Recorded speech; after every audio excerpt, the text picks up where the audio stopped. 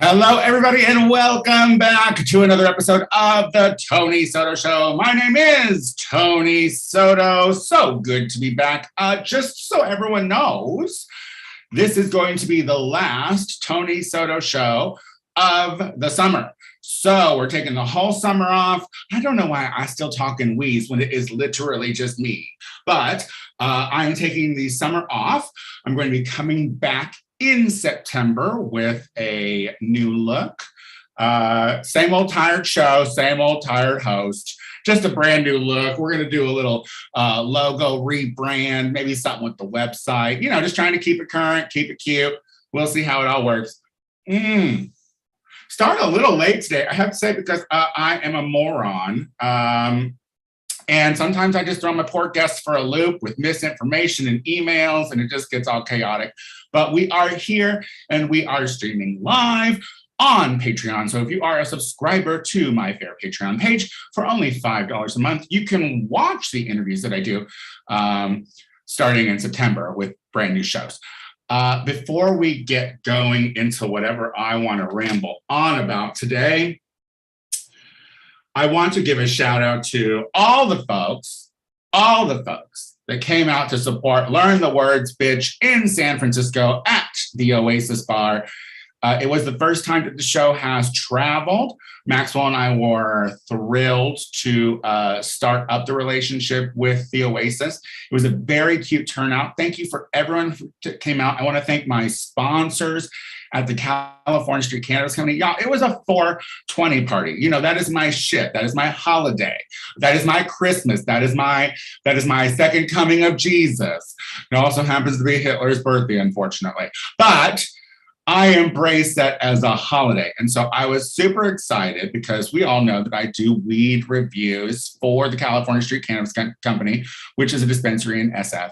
And I was like, if I'm going to come and do any kind of show, if I'm going to come and try to celebrate any kind of bullshit in drag, then I want it to be the weed holiday. I want it to be 420. And, they really stepped up. I was able to give 1 ounce of marijuana to the grant for the first place winner.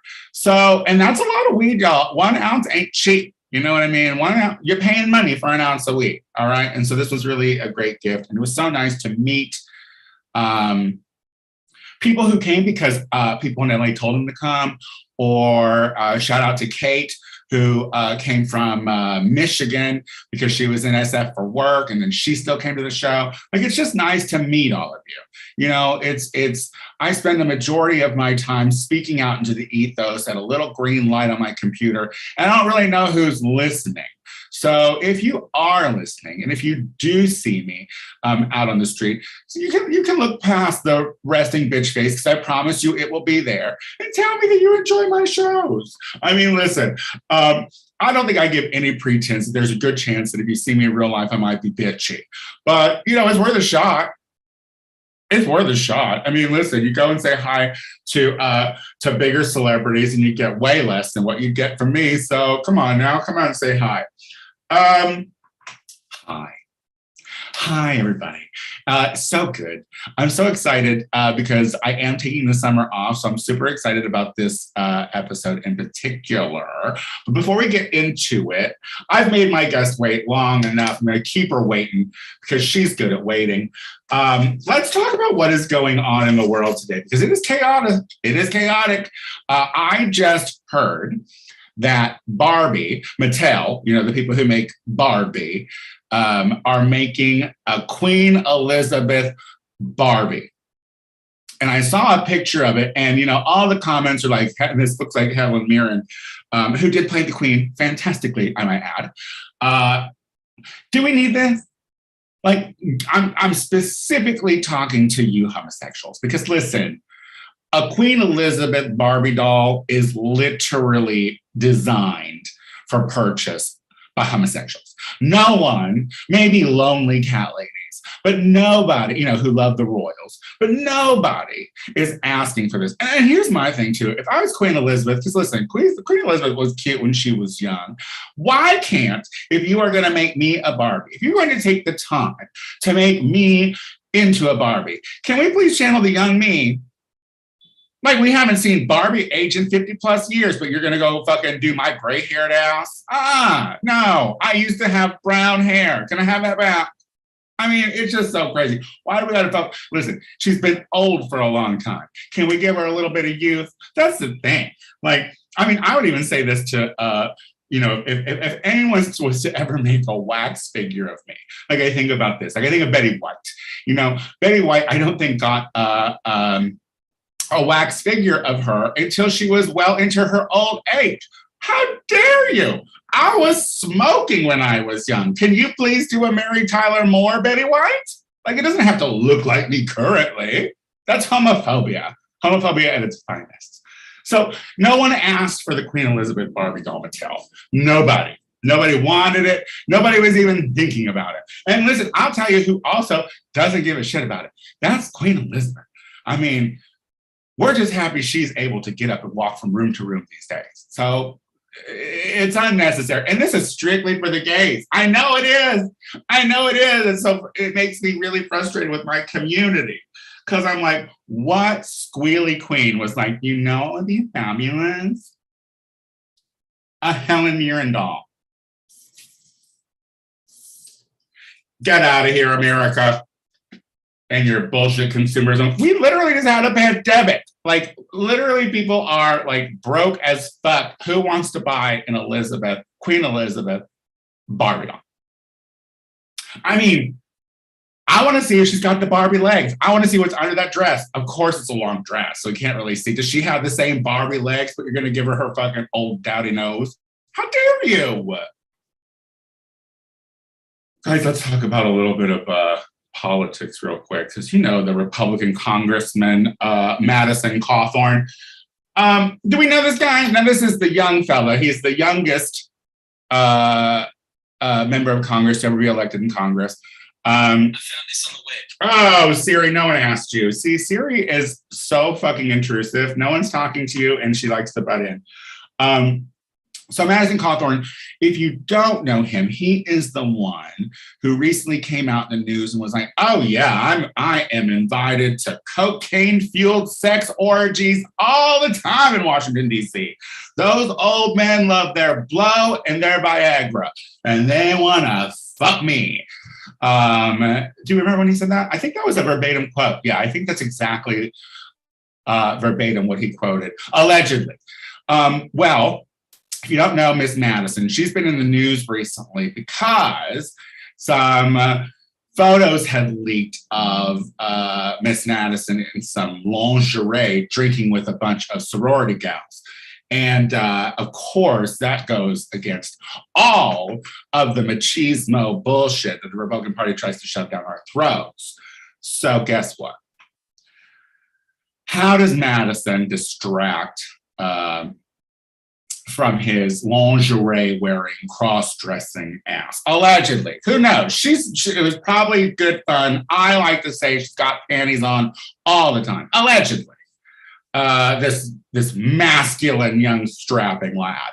Well, how do you distract from wearing bras and panties? Well, you carry a gun on a plane. Duh. In perfect Republican fashion, you carry a gun on a plane. Now listen, and this is not the first time that Madison Cawthorn has carried a gun on the plane. I don't know if it is some kind of like dick thing. I don't know if it's like, well, I don't know if it's like, a bigger car situation, but this is the second time that he has been caught. And you're going to get caught. And then it's just a flex. It's some kind of Second Amendment bullshit flex that this fucking little punk is trying to like make. Listen, Queen, no one's interested in Madison. No, and this is the thing too, like I was talking to a bunch of like liberal-minded folks the other night, and I don't know. From what I'm seeing that the Republican Party is in shambles, like literally. Like they are doubling down on identity politics, which is what they've talked about liberals doing. Did I say conservatives?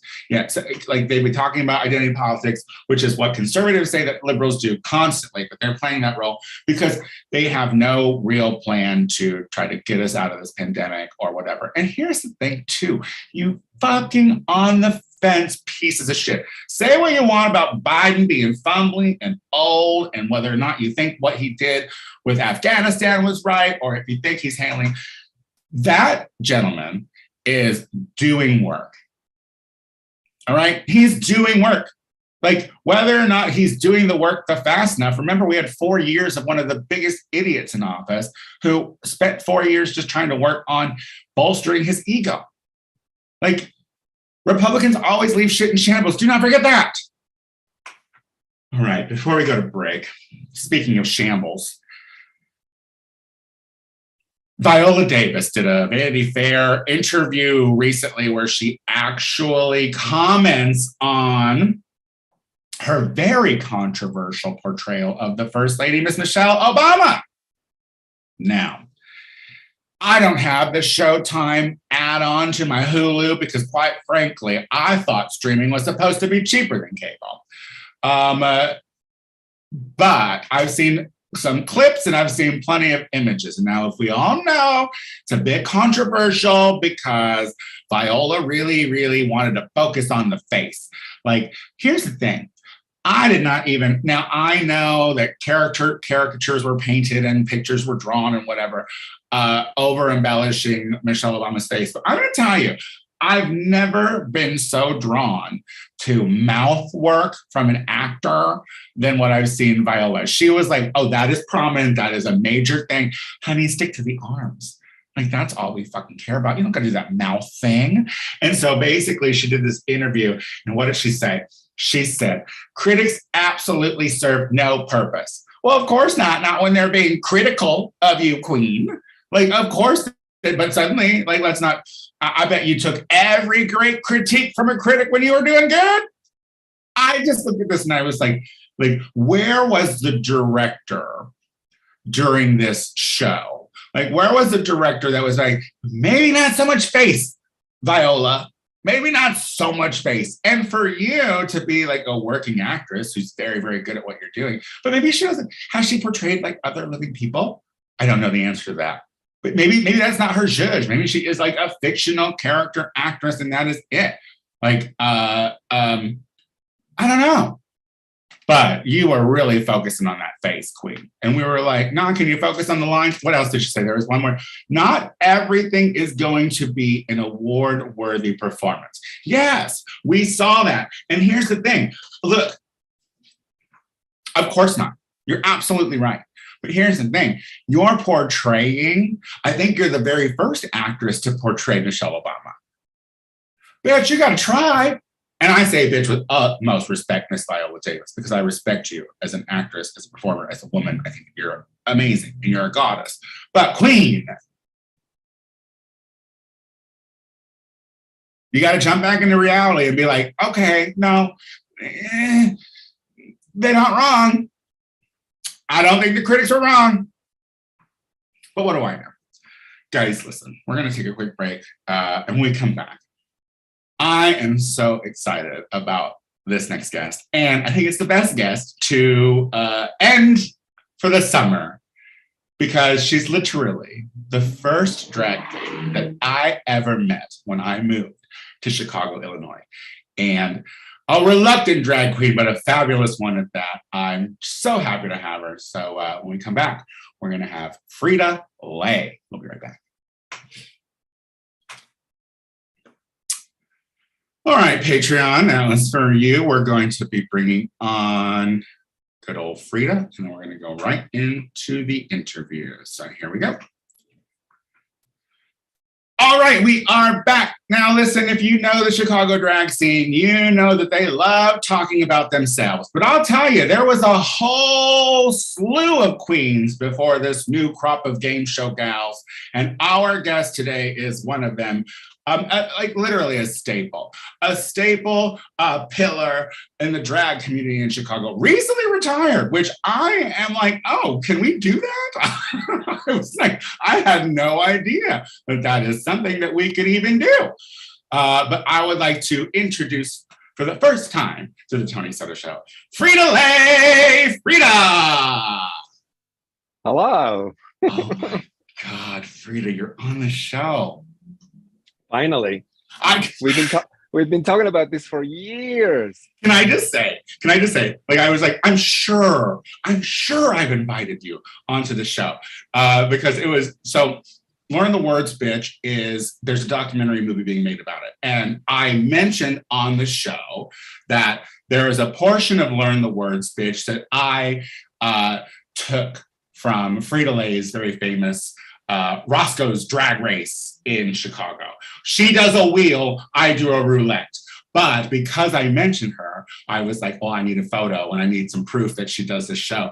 And she was like, oh yeah, I could get you all that, but I thought you were hitting me up to be on your podcast. And I was like, why have I not done that? Welcome to the show. Welcome. Thank you. Thank you for having me. Hi, how are you? Let me ask you. Can you hear me fine? I can hear you fine. Yes. Fine. Okay. Let me ask you. Are you buying the Queen Elizabeth Barbie doll? Is this something that you're interested in? That would be a fuck no. Are you into gay shit like that? Are you a doll collector? Do you do things queer like that? Well, the answer would have been so much different had you asked me at a different time in my life. As a child, lived for the fucking dolls. As a 20-something gay man faggot, loved Miss Piggy doll. I was obsessed with Miss Piggy dolls. Okay, all right. My only foray into Barbies was when I played with them, my cousin's Barbies when we were little. I would send her to the store so that I would have 5 minutes alone with the Barbie, and I got it. Mostly the hair. I just wanted hair. You know me.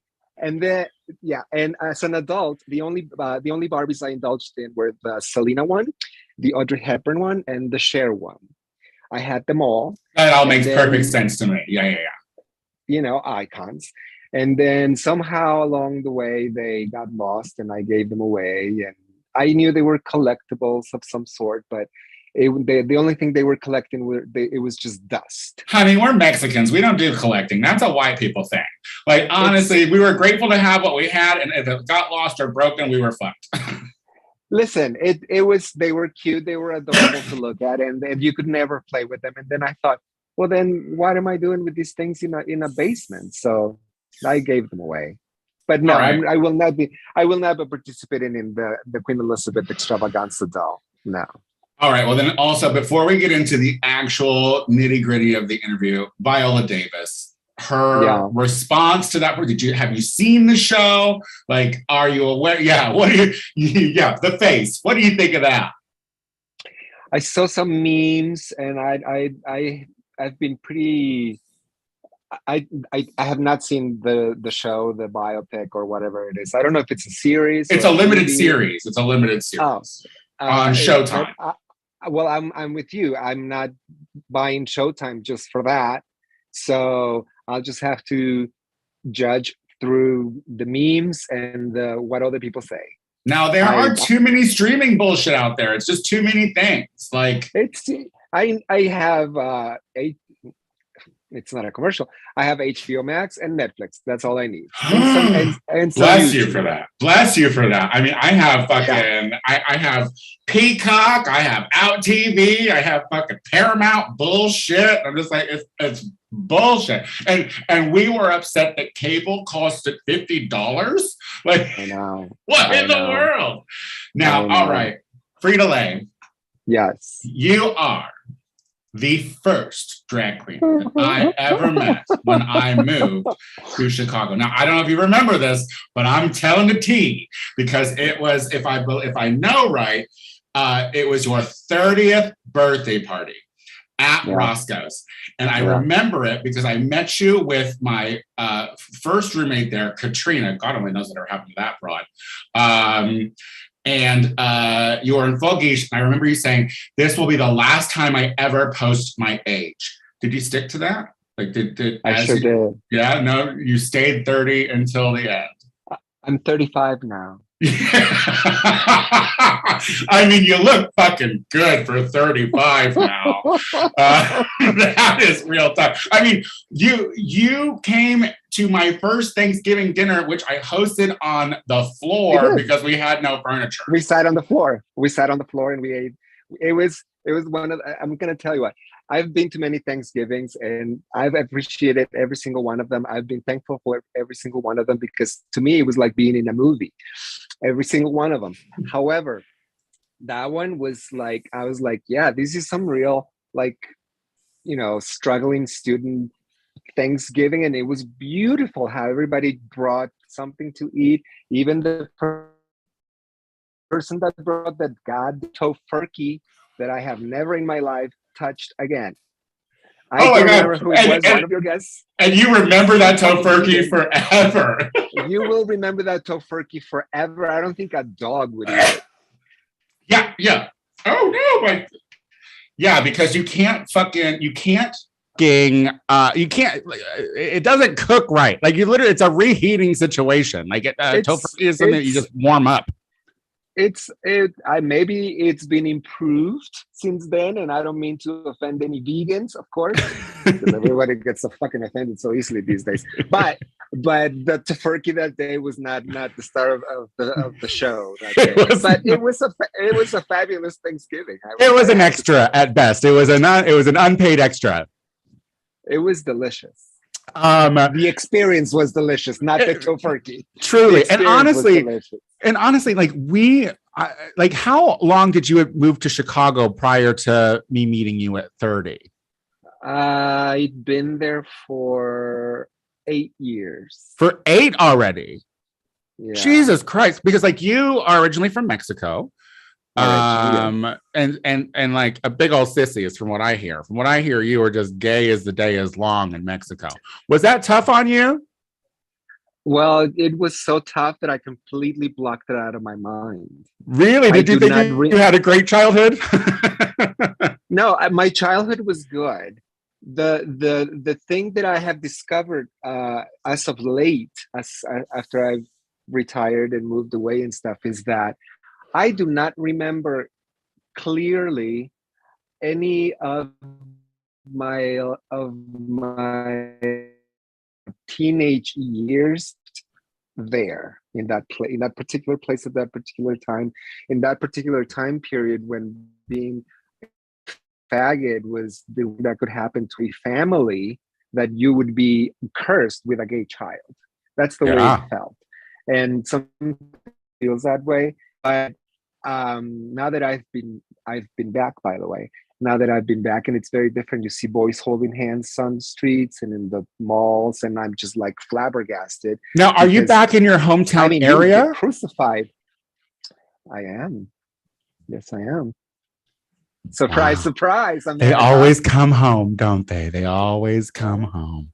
Like a fucking turtle. So wait, when I met you, you were a student at Roosevelt University to become a teacher, correct? Correct. But ultimately, you became a drag queen. So please tell me how one goes from aspirations of educating young minds to corrupting alcoholic ones. It's the same thing. It's the Lord's work. Worked for you. Mysterious, very mysterious. She works in mysterious ways.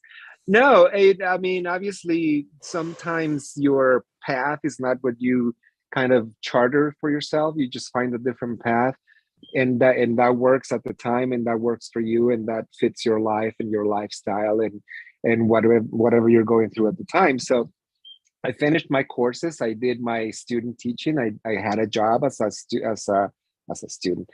teacher for a while, and I was doing both. I was working the scene because I was not a full-time queen by then. I was just, I had just dipped my toe when they asked me to. I was doing a show here, a show there. Yeah, what was the initial dip though, Frida? What was the initial dip? How did that door even open? Because when I met you, I say you're a reluctant drag queen because you're like, look, I'm butch in the streets. I'm a femme in the streets, butch in the sheets. I'm like, it seemed like you were reluctant to be like a full-on queen. Well, yeah, I always was because it started like the way it happens with most faggots. I mean, I did it for Halloween. I'm the Halloween joke that never went away. And then for my friend's birthday, we decided let's all enter a contest and be assholes and ourselves and just have a great time because it was two birthdays that night. It was Julie's birthday and Bob's birthday, and we decided let's all just enter this contest and behave like assholes and just have a great time. However, it was contest, and dear Miss Frida ended up winning that night, and so then that started. We'll give you money if you come back next week, and I was like, wait, you're gonna pay me to do this? People actually get paid to do this, and that started the whole ball rolling. It was a contest, and then it was they said they will give you money, and I was like, okay, cool. Do you remember the bar? Do you remember the contest? Was it Roscoe's Drag Race? No, it was Cocktail. It was which is now R.I.P. R.I.P. Cocktail, you problematic ass bar. I love ya. Yeah, it was at Cocktail, which is now Progress. But yeah, it was across the street from where I actually ended up spending over 20 years of my life, which was Roscoe. And you took over Roscoe's Drag. Who was the queen that you took over for? The original host was Lily of the Alley. Okay, Lily yeah, before my time, I didn't know Lily. How did the changing of the guard happen with that show? Because that show ultimately became iconic. Yes. Well, that show was, I think it was some sort of experiment. And the host was Lily of the Alley. I had two friends at the time that I hung out with every Tuesday. We had sushi every Tuesday. And then we went to see the show at Roscoe's. It was Lauren Jacobs. You remember her. Yeah, she's still around? I believe so, yes. Shout out Laura Jacobs. Who knows? Laura Jacobs. Coming from my voila jeans, bitch. Yeah, you remember your jeans, yes. I'll never forget that abuse and bullying. Never. You remember that? Those bingo nights at Charlie's when you were a shot girl. I was a shot girl. You were a shot girl in your jeans, and she made fun of you because she made fun of everybody. She did, yeah. It just means she loved you. Absolutely. So I had two friends, Lauren Jacobs and Chicago Cher. How is she? How's Miss Jeff? I know. Oh, okay. Okay, great. Always loved her. I don't know. So it was the three of us. We always had sushi on Tuesdays, and then we went to the show. Then real quick, I'm sorry, I don't mean to interrupt you. I just want my listeners to know that trifecta of drag queens that she just said were iconic queens at the time when I came to Chicago. And Teriyaki, like those were the girls, and Miss Fousey. That was kind of like the girls who were like running the shit at the moment. That's right. We were the popular kids at the time. Very long time ago. Now that shit would never fly because, I mean, we're talking about the days before social media and followers and content and all this crap that, I mean, who the fuck knew all of that? We were just happy to be running around having gigs, and we had gigs. And Lily of the Alley would see me every Tuesday and say, Frida, when are you going to do my show? What, are you too good for it? The real answer is I thought I was not good enough for it, and I knew I was going to lose, and I was not going to put myself through that. So I was happy to keep my ego in check and not pretend to be what I was not. You know, so I think like I saw like, because Frida-Lay saw the beginning of my drag career. Like I did Boys to Women at Roscoe's, hosted by you, which was a fundraising show that went to some HIV thing. But all the male employees of Roscoe's, which I only lasted 1 year before being fired because I talked too much. They and look at her now. And look at me now, I'm still talking an awful lot. But like well, all the boy employees dressed up in drag. And that was the beginning of Xandra Fairlawn. And I think what connected to me to your drag so much, and this is not a read because I am comparing myself to you. I don't consider myself a great performer. I do lip syncs because drag queens have to do lip syncs. I'm not necessarily, like, you're not going to see me do a little kicky or a little dippy or a little woo. Like, you're going to see pointing and wooing, and that is it. But I know how to control a microphone. And that was how you are. Like when I saw you, I was like, I mean, yeah, she's done WEPA for 20 years, but Yes. she keeps the faggots laughing for 20 years too. Right. I'm a terrible performer. And if you see the very Not few, terrible. You're fine. You're fine. Oh, it's terrible. Oh, she's painful.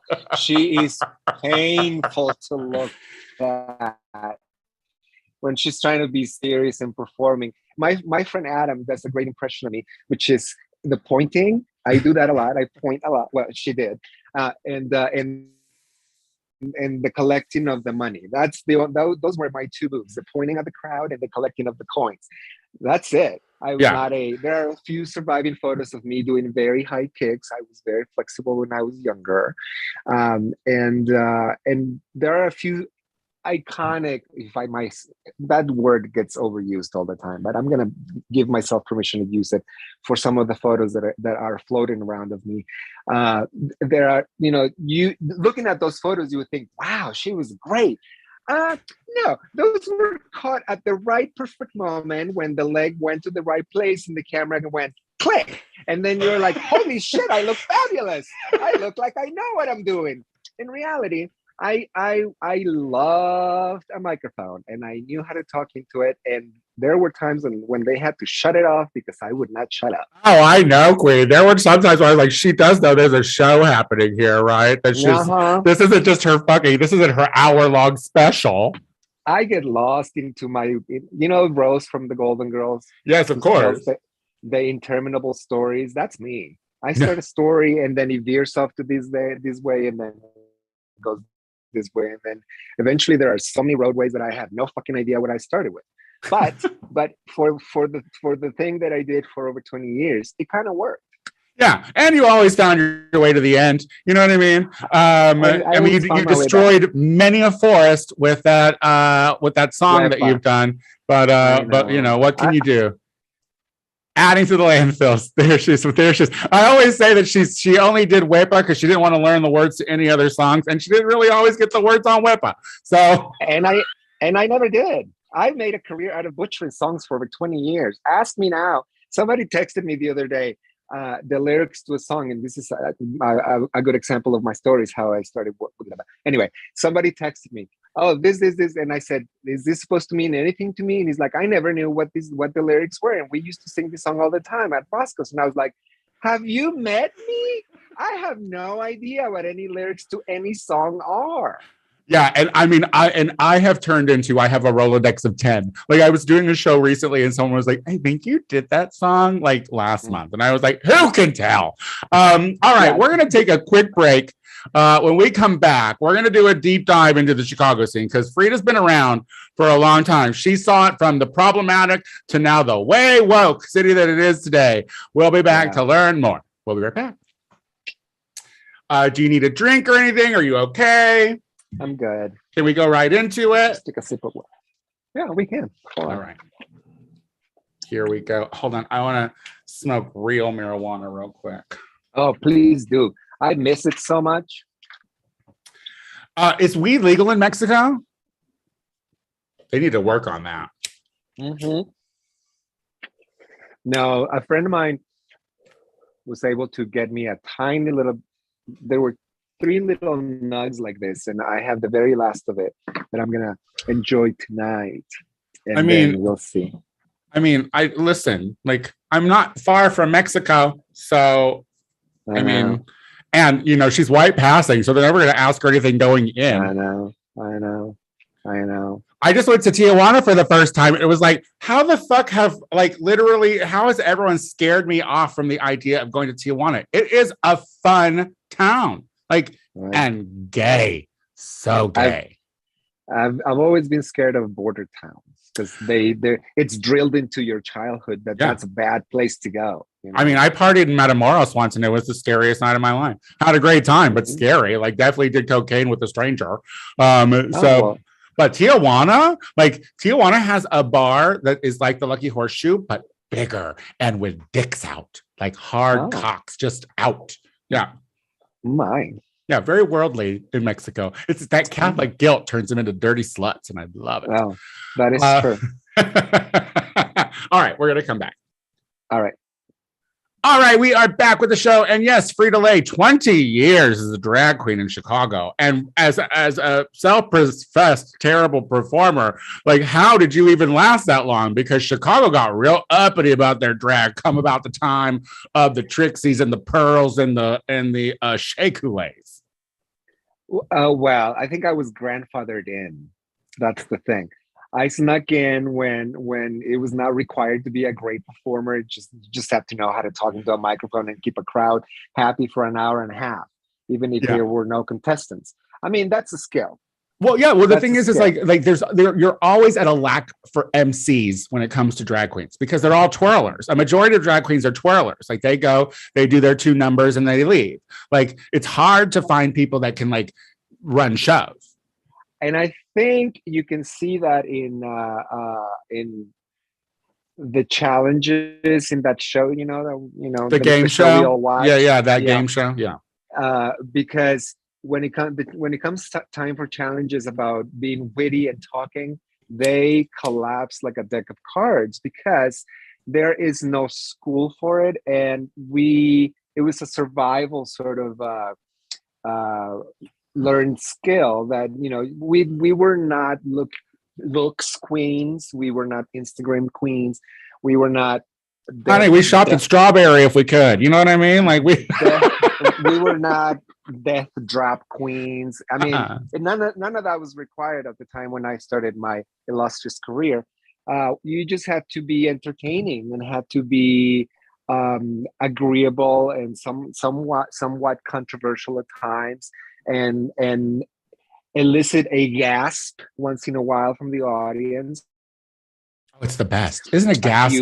Isn't a gasp sometimes better than like a laugh? When you make a room full of drunks gay gasp or laugh, there is nothing sweeter in this world. If you ask me, I really couldn't care less. I could care less for twirling all night, and if I make an audience laugh or gasp, to me, I'm like, that's my paycheck. Thank you. Good night. That's absolutely. To me, that's I mean, also give me the paycheck, but yes, yeah. No, obviously, I'm still gonna collect my paycheck, but to me, that's like nourishment. That's the laughter and people seeing an audience member go like this. Yeah. I'm like, you were thinking it. You were thinking it. Well, and also I have to say, like, there's something to be said. Like, I always shout out to the twirling queens because like I could never, and props to it. But I truly believe that I go home just as tired as they do because I'm running on the show. I'm fucking giving out energy, like giving the audience everything they can. And that's exhausting work. Well, because I think a lot of the times what people don't understand is that it's not just about twirling and death dropping and high kicking. You have to keep an audience entertained for at least an hour. And sometimes there are 4 people in the bar or 6 people in the bar, and sometimes it's a room full of people. And you have to reach the people who are all the way in the back having a conversation, having their drinks and not giving a shit.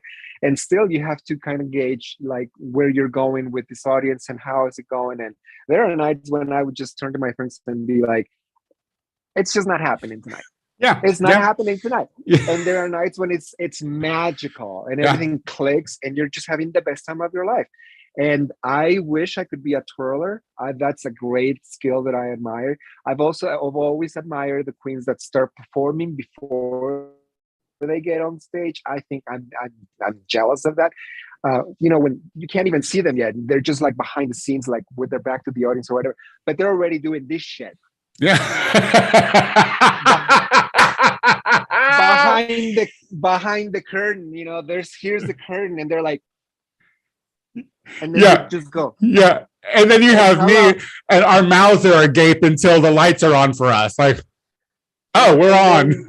and then it's me, the DJ who has like the roster of my 12 songs that I know.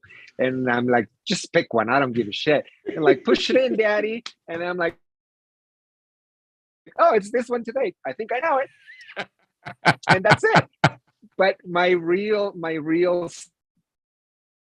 skill set in talking to people and entertaining an audience and kind of gauging who's having it, who's not, who's having a bad night, who may need, maybe they need a shot, and maybe they need the host to send them a shot, and that'll put, it's just those little You know who I think finer about? details. It's not Yeah, just you know about who I think about often, who I hope is having a good day?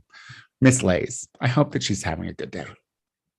Yeah, oh, Miss Lays. I yeah. Miss Lays Oh, and Mariah. I think about those queens. oh, Listen, Mariah. listen, that show, what I love, and I think like also I feel like I've kind of taken with my show, Learn the Words, bitch, the vibe of Roscoe's Drag Race, because like it's a Yeah, very baby queen oriented. Like mine is a lip syncing competition for anybody. But right. like even the anybody can be tragic. Like you see some just regular folks that are tragic that want to be performers, but then you see like queens like that would come out every week, Just for the love of it, just for the love of it, and that's the thing. Like I talk about my early days in Chicago. I was like, there was no economy.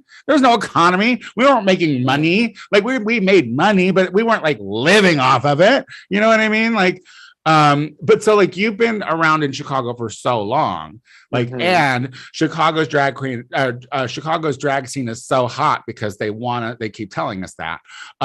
You have seen a lot of the famous game show gals from Chicago, from like baby status to where they are now. What's that been like? Well, it's kind of bizarre, to tell you the truth, to be in my state of retirement and having and looking at the life that I had, and that uh, it was to remember seeing Shea Coulee. Get robbed? Yeah, I remember. I was there screaming. You were there. You took that infamous video. Absolutely, where you could only hear me screaming the whole time. That's but there was Gia Gunn, there was Shea Coulee, there was Trixie Mattel, there was Aurora Sexton. Yes. There were didn't Alexandria Billings do the show? Like, wasn't Alexandria? No. Okay. No, Alexandra Billings was already a consummate performer by the time I arrived. I actually went to see her. Was she doing baton and shit, or was she doing like legit? No, she was doing legit theater. I saw her. Not baton but baton is legit. I like baton. No, baton was iconic, and many iconic queens came out of there. But no, Alexandra Billings was already a theater actress by the time I came around. And I saw her on stage with Honey West doing lesbian vampires of Sodom and Gomorrah. That's right. Yeah. Oh my God. And then I got to work with the iconic Honey West, which to me was like mind blowing that I had seen this person on stage at a theater, and now she was my co-host at Bingo at Roscoe's. I was Honey West's bartender a few times at the Lucky Horseshoe. Yep. Oop. Good times. All right. So Chicago drag has been in the news recently, especially during the pandemic. Like, here's the thing. Like, I love Chicago. I lived 13 years there. I loved it. Great city. Enjoy it very much. Like, it hasn't always been revolutionary woke. All right. It's been a problematic city for a long fucking time. But then like the progressives just started waking up, recently. But there's been some tension in the drag scene. You were around for that, especially regarding racial issues within the queer community. That has been a problem when I was there. So, but it's always been a problem. But it hit the fan. What was it like to be amongst that? To tell you the truth, I think one of the reasons I was able to be successful for so long was that I always stayed out of drama and controversy. Mm-hmm. I have never dipped my toe into who said what, and to me that's a distraction for that. To me, and this is very personal. I'm not saying it was, and it's always been right for me to stay on my lane. and to mind my business and to do my work, and that's it. I Yeah. I do not. I've never been one to participate in he said, she said, or carry rumors or participate in rumors. Whenever there was this queen, Ambrosia Salad, you might remember her. Hi, Ambrosia. Ambrosia was always Literally trying the to ruffle. second drag queen I met in Chicago. Ambrosia was always trying to ruffle my feathers, and I always thought it was so endearing that she would show up into the bar and she would be like, "Oh my God, you will not believe so and so said this about you," and I was like, "Oh, okay, cool," and I would just go about my business because it's none of my business. It's whatever other people are saying is none of my business. So regarding that whole racial tension, I of course I heard about it, and I heard about um, the queen that was participating and got eventually banned and We're talking about banished from Tranica Rex. Chicago. Is that who we're talking about? Rex. Tranica We're Rex. Yeah, talking yeah. We can name her here. It's fine. She's not dead to us. Eventually, they ran her out of town, and to me, that was a little bit on the cruel side because uh, I wasn't there when things were said. And as you know, in our community and especially in our business, there's a lot of drinking and a lot of bullshit gets said when people are drunk. Now, when you wake up and you regret the trick that you had last night when you were drunk, yeah, you regret that and you say, I'm never drinking again and I'm never tricking again. And that could be applied to the same scenario. You might have said something that you should not have said, and maybe your feelings, you hurt somebody's feelings unknowingly, unwittingly, and without malice. However,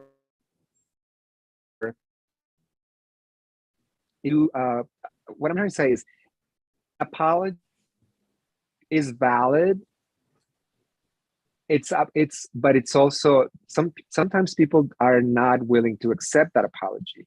Yeah. You know what I mean? Like she apologized. Well, this is what I have to say because and I respect the fact that you're like, hey, my show was at Roscoe's. I did that show. Was Roscoe's Drag Race the only show that you ever did during that time? Oh, no, did you host other shows as well?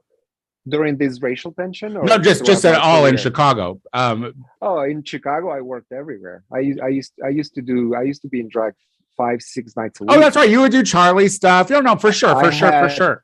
Listen, at my busiest time, and people think that because I only had the Roscoe's gig on Tuesday nights, and when social media started and all that stuff, people think that that's the only thing I ever did. Honey, I was busting my ass. Was that the only drag show that you did, or did you host other drag shows as well? The only contest, yes. Okay, see, because this is the thing, during that time, I was attempting to be a twirler. I did most of my drag at the Lake Horseshoe Lounge. I'll tell you, Tranica Rex was never nice. She never tried to be nice. She never meant that apology. She was wasted drunk on that apology. I was in rooms with her when she would say shit like this. And so this was the thing. It was like, for me, like, it was like a finally, because here's the thing. It's easy to be like, these are the shows I did. But if you're not doing contest shows or if you're not doing drag shows, that's a whole, I didn't even fit into that world. And they were my friends. You know what I mean? Right. Like I was hanging out with them and I occasionally did a show at Scarlet, but like, it was too intense for me. Go ahead. I was never present for any of those conversations or comments or any of that, because my drag career was, I showed up to the gig, I did the gig, and I removed myself from the gig. Yeah, I never participated in. I really don't have any drag queen friends because I mean, I know them all, but I was never really close with any of them because of the drama that I wanted to keep out of my life. And I knew that makes total sense. I mean, like we think about it, like you got to think about it, like especially from your sense. I mean, like English wasn't your first language. Like you came from Mexico, you moved to the States. That's a whole different culture shock. You're a student. You're like you're living in Chicago, where it's a little racist in Chicago. So like it's like keep your eye on the prize, keep looking forward. But the thing is, I never experienced any racism myself. Oh, nice. So my experience has been very different because let's not kid ourselves. I don't look like your typical Mexican. I'm a tall, very tall person. Mm-hmm. I mean, that's the color of my skin. Mm-hmm. And I kind of, like you said, I also kind of passed. Yeah. I was also very skinny and very beautiful. And life is just easier for pretty people. And don't you forget it. I mean, but it's just so interesting to me that like how how compact but still spread out the drag scene is in Chicago, and how you managed to avoid the drama. Because I mean, I don't think every queen was that lucky. I know that Teriyaki got into some trouble, and I was like, where she dressed up in the indigenous headdress and whatnot. But I was like, listen, I remember when we were at Charlie's drinking. Lauren Jacobs was the bartender. Teriyaki in full drag stands up on the bar and pees over her shoulder into the garbage can. Like that was Chicago drag in the early 2000s. So yeah, we were wild. It's so this idea of like suddenly and I'm suddenly like it's all prim and proper and right. That wasn't the scene that I knew. Like Fuzi was the nicest thing on the scene.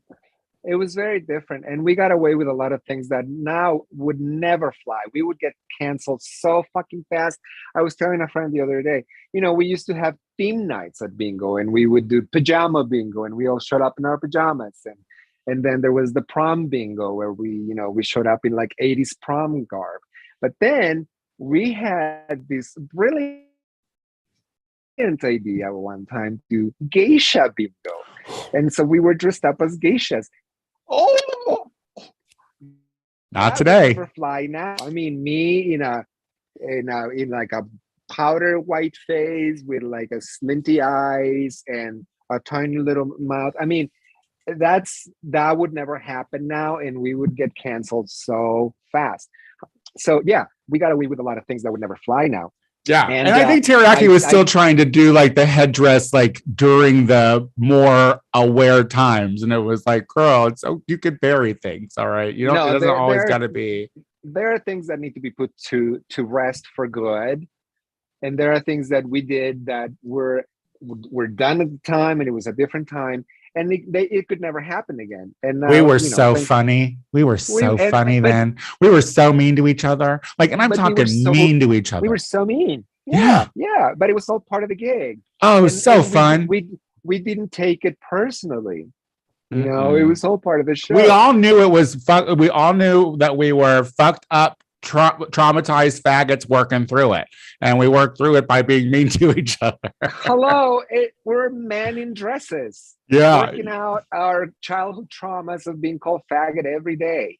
Yeah, for sure, and reclaiming the word faggot. Yeah, you call me that, and you try to hurt me with it. Guess what? I'm going to call myself that now, and it doesn't have any impact on me because guess what? I am a faggot. I love and what I think I love about my perspective so much is like I started doing drag in Chicago in 2001. So or 2002, pardon me. And so with y'all. And then I kind of like did it off and on. Like it wasn't a major thing for me. Like I did it off and on. But then like I take a hiatus, and then all of a sudden when I come back, that's when Shay starts and everyone starts. And can I just say how proud I am of my girls, and they're not my girls, but listen, I was there when they were baby queens. Absolutely. And I have the photos, and it's the well, you had a stage. You had a stage to offer, and that's what I love about you and your drag. And what I try to emulate and what I do with my drag is that it's very, hey, are you trying something? Come and do it here. Like, come and have fun here. I love that about Drag Race. I hope that never changed at Roscoe's, because I haven't been in so long. But like I hope that amateur feeling really has stuck through. But the thing is, at the time, it was truly amateur. I mean, it was there was nothing else, and there were no standards. Now you have to be a look queen to even get past the door. Oh, really? Well, I mean, I don't know. Isn't that the assumption? I don't know. I don't know. I just think open sign up. Come on in. All you up. Like could Miss Slays not perform there today? but what I'm saying is that I think there's a certain expectation that you have to look a certain way and you Mhm. have to be dressed a certain way. I mean, Mhm. back in the day, we reserved the rhinestone garment for like a special occasion. Yeah. Now it's like All the for time. to go to the grocery store, you got to be rhinestoned, Yeah. and Yeah. that shit. I mean, the standard. What I'm saying is the standard is so different now. I mean, some of my outfits, girl. Oh, honey, I know. Remember, I mean, like literally, you tried to bow off the I rock. mean, I mean, you were very skinny, so you're like Target. It's fine. yes, I know. Listen, I used to go. Target. How dare you? I used to go to the annual sale at Lord and Taylor and Marshall Fields, and I would hold court at those fucking changing rooms. And I used to come out of there with bags and bags of garments that were a size 6 and a size 8. They were off the rack, but they were on sale, but they were fabulous, honey, and they were expensive at the time, and they I'll were tell you. beautiful. I shout out to Michael Brambila. I could not be a drag queen without him. Like he makes all my clothes, and honestly, I would not be. I could never buy anything off the rack. She's not an 8. I'll tell you that. I think she's a 22 or something.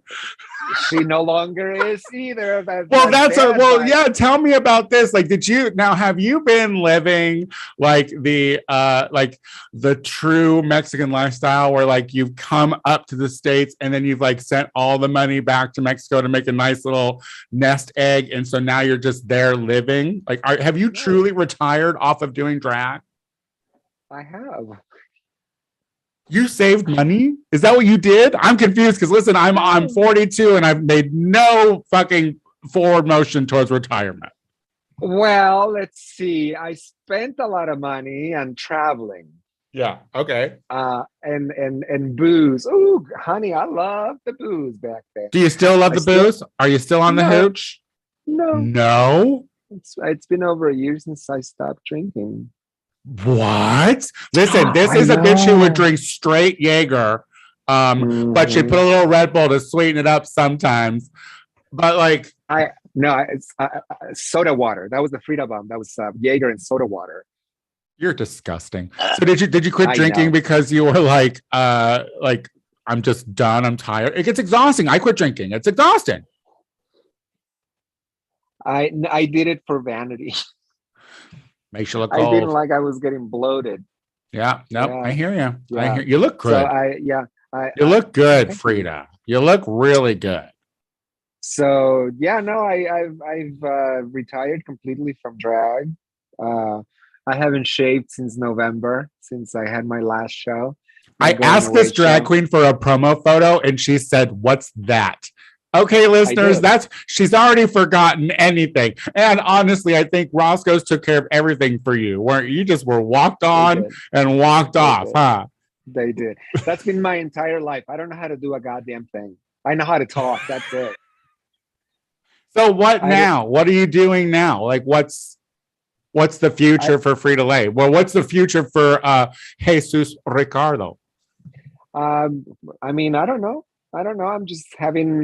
I'm having an extended vacation where I spend time with my mother every day, which was that's really what I wanted out of life, was to be with my mom every day. And all that time that I was a crazy gay person making a living by putting on dresses and talking to a room full of drunks, that was the time of my life. I would never trade it for anything. That was literally, truly the time of my life. And I think that's something that I needed after my years as a teenager living in this town where I live again. That's what my soul needed. Otherwise, I would have withered and died in a corner somewhere. So to have that for 25 plus years, to now come back to this sort of very idyllic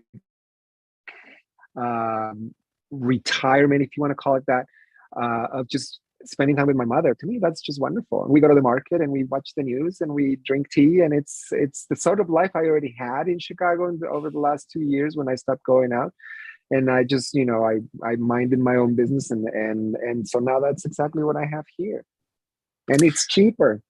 I think that's great. I'm telling you, listen, R.I.P. to good old Frida, Ricardo. Like I thought, I don't know. I mean, watching you do drag,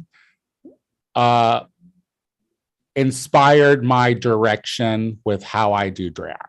So I think I met you at just the right time in my life. So that I never thought I was going to be a professional drag queen. That was never my. I was hoping. No, neither did I was hoping for much better. No, neither. Listen, that was never a career path for me. I never thought of myself as a person who could do that.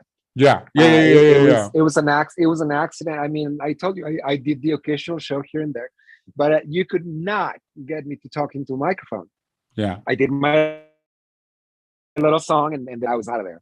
The talking into a microphone was sort of a revelation that happened on my first night, the first night that I took on the show, and they said, "Listen, if you don't think you're doing well, we'll just scrape the whole thing, and we'll move on." And then I held that microphone that first night, and I started talking, and I was like, "Hell, I like this." And then it just went from there. This other person I never knew existed kind of came through, and revealed herself, and I thought, hell, I'm actually good at this. Then that was my bread and butter for over 20 years, which is absolutely bizarre. I mean, it's amazing. All you can do is talk. That could be the life for anybody. Yeah, for sure. That was never a career path, but I'm very, very happy that that's how it happened. I mean, I had the time of my life, to be honest. I mean, it was a great time. Appreciation. It was the golden period of Chicago lifestyle in Lakeview, I think. For nightlife, I believe so. Yeah, because I had a gig every different night. I saw different people every night, and that's a great school for anybody to deal with anything in life, really. To deal with hecklers, to deal with hate mail, to deal with somebody who may not like you and your family. That is a great school. Going to a different gig every night will give you a great education on how to deal with human nature in any kind of situation. Absolutely. So I mean, I consider myself very lucky. Yeah. Before Elaine Place had lights. What a great place. Now,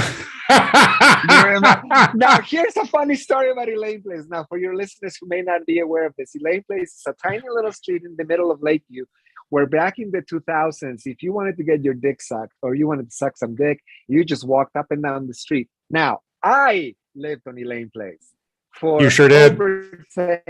For over 10 years, probably 15 years. And my favorite thing was somebody and I could see from my window who was going up and down the street, because, I lived there. And so my favorite thing was when somebody would try and come for me and be like, "Oh, I saw you on Elaine Place last night. What were you doing?" I was like, "Going home. I live there. I saw you there too. And you don't live there now. What were you doing on Elaine Place, Queen?" Looking for a husband. And now it's like searchlight bright. Like it looked like, how could anyone sleep there? Like, who would even want to sleep in those apartments? Oh, it's fantastic. I was taking the trash out one time, and I'm going out to the dumpsters, and I just hear,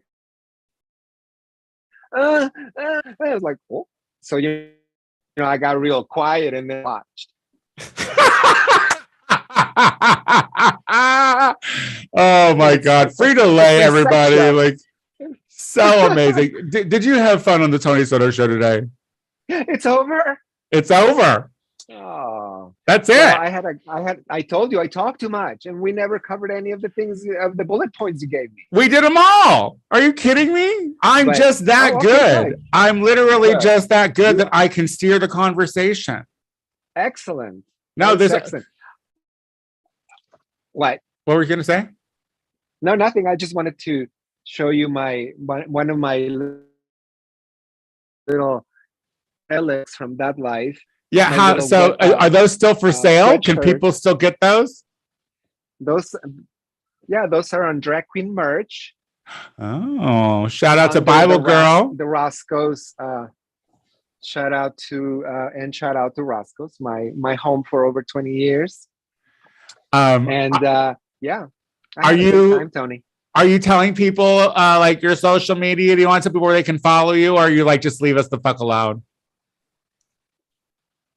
I mean, my social media is still up. I'm shocked that I still get indecent proposals, and then they're like, send me a picture, and I send them a current picture. I sent this one the other day. Oh, woof. You have to stop it. You have to stop it, Ricardo. How dare you? Well, listen, this sounds very harsh down here. So this is how you go to the market. Yeah. Oh, yeah. Are you pulling trade there? Are you getting laid?